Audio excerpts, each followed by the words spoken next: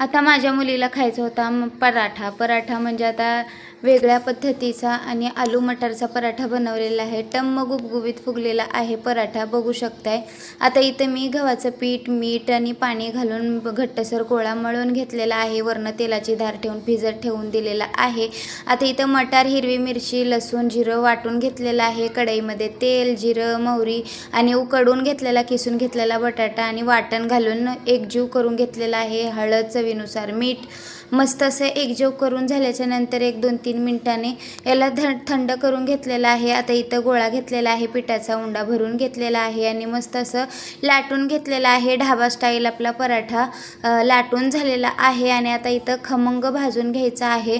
खालनं वरनं तेल, तूप, बटर काही लावा आवडीप्रमाणे आणि मस्त असं खमंग भाजलं की मस्त पराठा लागतो. जसा ढाबा स्टाईल पराठा असतो तसाच बनवलेला आहे.